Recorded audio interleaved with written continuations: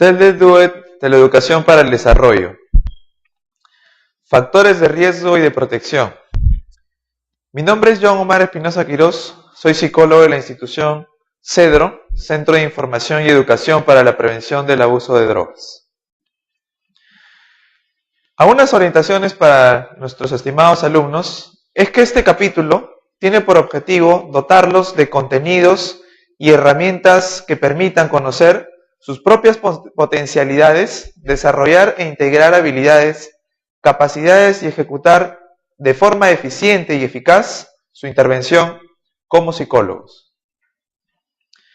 Los contenidos temáticos de este tema se realizarán en un taller de duración de más o menos 3 horas, el cual se llevará a cabo el miércoles 14 de marzo en el auditorio del CEDRO. Los temas son ética y relaciones humanas, factores de riesgo y factores de protección para la problemática de las drogas, resiliencia y estrategias de intervención en poblaciones urbanas. También hablaremos de ética y psicología, del valor moral que tienen las relaciones humanas, del rol del psicólogo en la acción comunitaria, los riesgos y la vulnerabilidad, así como los factores de protección y la resiliencia en poblaciones vulnerables. Para empezar, hablaremos de la ética y las relaciones humanas.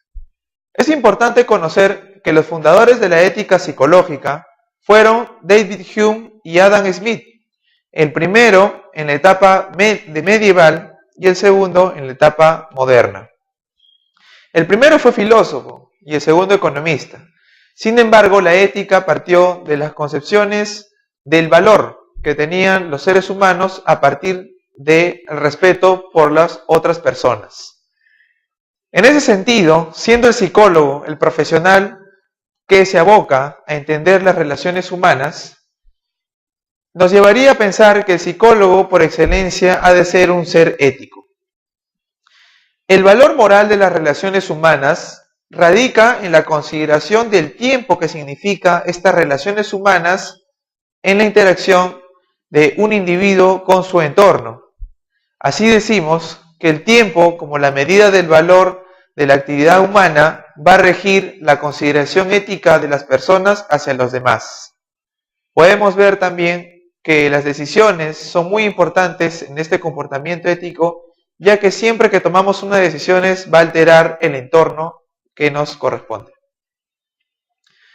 Es importante entender que si bien el psicólogo tiene un rol importante en la sociedad, debemos de considerar 3 puntos esenciales, que para que un psicólogo cumpla con este rol ético, ha de entender que en una realidad como la peruana, que es multicultural y multidiversa, debe asumir la importancia del conocimiento que tiene cada uno de sus integrantes, sin importar la raza, el género o la clase social económica.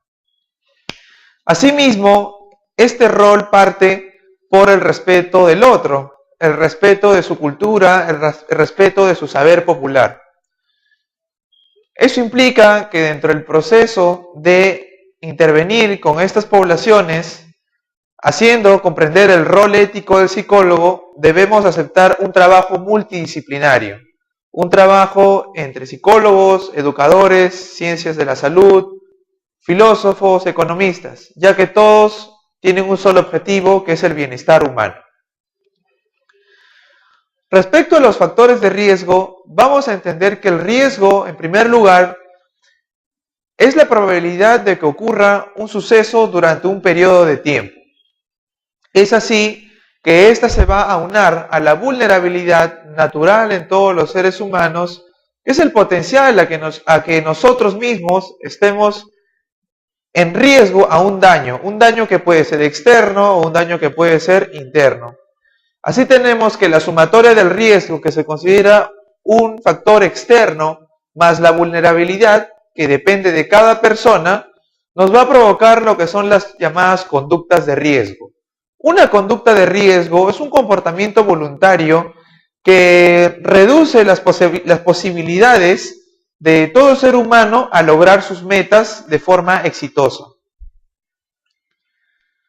Por otro lado, un factor de riesgo vendría a ser aquel comportamiento voluntario que nos lleve a favorecer estas metas o a lograr estos objetivos dentro de un proyecto o un plan de vida. Así tenemos que los factores de protección y de riesgo se van a manejar dentro de 5 momentos o 5 dimensiones. Uno va a ser el nivel individual, que tiene que ver con las habilidades innatas que tiene el ser humano a través de su desarrollo psicológico. Por ejemplo, la autoestima. Una autoestima baja será un factor de riesgo. Asimismo, un factor de protección será una autoestima media alta. También tenemos factores de riesgo y de protección por el ambiente familiar. En el ambiente familiar reconocemos, especialmente para el caso de niños y adolescentes, que un factor de protección sería la comunicación asertiva, continua y con afecto, que es lo que justamente va a hacer que el desarrollo del niño sea más sostenible. Un factor de riesgo, por el otro lado, será las familias disfuncionales, será la incomunicación, será la violencia familiar. Relacionado a los grupos de pares, justamente vemos que hay factores de protección que se pueden confundir con factores de riesgo, como son el caso de los amigos que tienen los jóvenes o los niños y que muchas veces los padres tienen temor de no saber si es que estos son una buena influencia o una mala influencia. Por lo pronto podemos decir que un factor de protección para cualquier niño o adolescente o incluso para cualquier adulto sería tener un grupo referencial que es donde primen valores como la solidaridad, como la comunicación horizontal y sobre todo el respeto. Por otro lado, en el medio educativo encontramos que se van a concentrar la mayor cantidad de factores de protección, ya que esta etapa tan importante para la vida del ser humano va a llevar a que el niño, adolescente o adulto asimile conocimientos para que entiendan cómo el mundo que está a su alrededor pueda ser una oportunidad para desarrollar su potencial cognitivo y también su potencial moral. Por otro lado, como factores de riesgo en el medio educativo, ya vamos a encontrar aquellos que están vinculados a problemas específicos de conductas, como el comportamiento de tipo antisocial, también los problemas de falta de concentración en el aula. Por otro lado, también tenemos las relaciones inadecuadas que se establecen entre docentes y alumnos, que pueden ser producto de hostigamientos o bullying. En el ambiente social vamos a encontrar justamente lo que es la matriz de este curso que estamos iniciando y que estamos desarrollando. Y tiene que ver con los problemas sociales que se vinculan tanto a la falta de oportunidades educativas como también el mal uso del tiempo libre o los problemas sociales vinculados a la drogadicción, a la violencia generalizada, a la corrupción en algunos casos, y que van a hacer que obviamente no solamente el individuo se retrase en su desarrollo, sino también la misma sociedad. Como factores de protección vamos a tener, por el contrario, lo que aspiramos como una calidad de vida saludable, como oportunidades educativas, como también la posibilidad de tener una familia para el caso del individuo y, ¿por qué no?, de tener un trabajo estable, que se convierten en espacios de mucha referencia positiva para cada uno de los individuos. Frente a los factores de riesgo y factores de protección se encuentra un factor interesante que se denomina resiliencia. La resiliencia es la capacidad de las personas para utilizar características positivas que permiten hacer bien frente a situaciones adversas.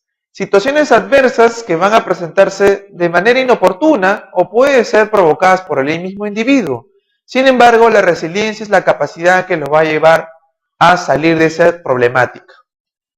Respecto a los jóvenes o a los niños, encontramos en nuestra sociedad actual que del modelo educativo o en algunos contextos Se practica lo que llamamos el adultocentrismo, que muchas veces provoca que los jóvenes no pueden desarrollar resiliencia, ya que siempre van a estar sometidos o ignorados por los adultos, teniendo de repente prejuicios sobre que los niños o los jóvenes no pueden hacer ciertas cosas. Sin embargo, sabemos que desde un enfoque de derechos, todo niño y joven tiene la libertad y tiene la capacidad de hacer lo que se emprende.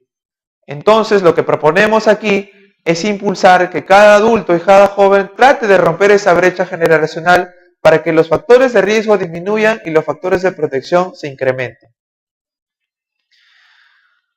Desde CEDRO planteamos que las estrategias de intervención en estas poblaciones vulnerables, que son las que cuentan con mayores factores de riesgo, van a consistir en una estrategia de ámbito preventivo. Eso quiere decir que nosotros tenemos que anticiparnos a los factores de riesgo. Este enfoque, que implica una visión amplia de intervención, conlleva una política y un conjunto de técnicas que permiten conseguir un cambio respecto a las conductas de riesgo, especialmente desde este curso que estamos iniciando, referido a las sustancias psicoactivas. La estrategia de prevención va a pasar por 4 momentos.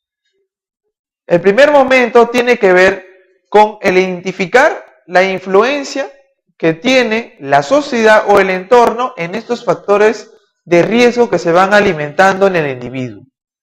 Luego de esta fase, que llamaremos diagnóstico, necesitamos implementar estrategias para reconocer y potencializar los factores de protección que sí existen en cada individuo, para luego asumir una estrategia de control sobre esos factores de protección frente a los factores de riesgo identificados.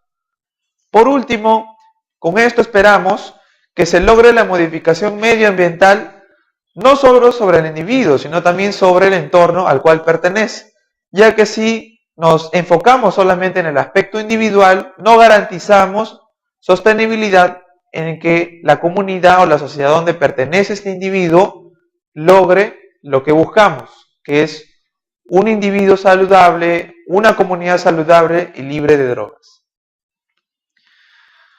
Finalmente, quisiéramos concluir con 3 reflexiones para este tema.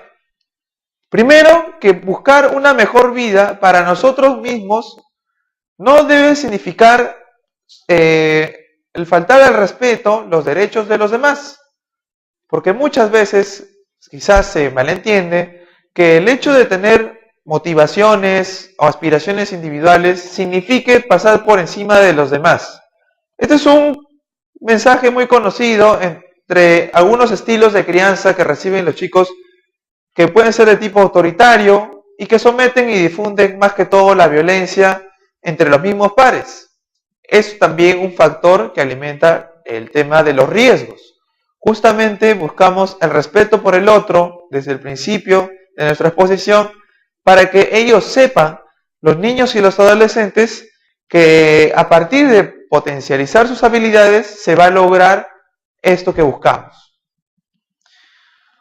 Otra cosa importante que entender, que en la intervención, fortalecimiento de los factores de protección en contra de los factores de riesgo, debemos entender que para el problema de las drogas es imprescindible trabajar el enfoque de prevención, ya que se ha demostrado que es más barato, es más productivo y el nivel de acción o de proyección es más amplio. Llamemos así el siguiente ejemplo. Si nosotros invertimos un capital en 5 años para la educación en prevención en una población escolar, tendrá mejores resultados que invertir en casos individuales para rehabilitar a jóvenes que hayan caído en el mundo de las drogas, ya que la rehabilitación demanda muchos profesionales, demanda mucho tiempo, demanda dolor familiar, dolor humano, y también no garantiza la curación completa de cada caso que se detecta. En cambio, la prevención va a tener una amplitud de acción más prolongado, y además la sensibilización no solamente llega a la población, sino también llega a los medios. Finalmente, es importante entender que conocer la realidad de los grupos de mayor vulnerabilidad no solo significa reconocer los factores de riesgo, sino también reconocer sus fortalezas. Tanto así que el trabajo de prevención no necesariamente tenga que ser de forma individual, sino de preferencia comunitario o colectivo, para así asegurar de alguna u otra manera que en el futuro estas familias, estos adolescentes o estos niños puedan crecer en una sociedad más justa, más digna y más íntegra. La problemática de las drogas, resiliencia y estrategias de intervención en poblaciones urbanas. También hablaremos de ética y psicología, del valor moral que tienen las relaciones humanas, del rol del psicólogo en la acción comunitaria, los riesgos y la vulnerabilidad. de la educación para el desarrollo. Factores de riesgo y de protección. Mi nombre es Joan Omar Espinosa Quirós, soy psicólogo de la institución CEDRO, Centro de Información y Educación para la Prevención del Abuso de Drogas. Algunas orientaciones para nuestros estimados, así como los factores de protección y la resiliencia en poblaciones vulnerables. Para empezar, hablaremos de la ética y las relaciones humanas. Es importante conocer que los fundadores de la ética psicológica fueron David Hume y Adam Smith. El primero, en la etapa de contenidos temáticos de este tema, se realizarán en un taller de duración de más o menos 3 horas, el cual se llevará a cabo el miércoles 14 de marzo en el auditorio del CEDRO. Los temas son ética y relaciones humanas, factores de riesgo y factores de protección para los alumnos. Es que este capítulo tiene por objetivo dotarlos de contenidos y herramientas que permitan conocer sus propias potencialidades, desarrollar e integrar habilidades, capacidades y ejecutar de forma eficiente y eficaz su intervención como psicólogos. Los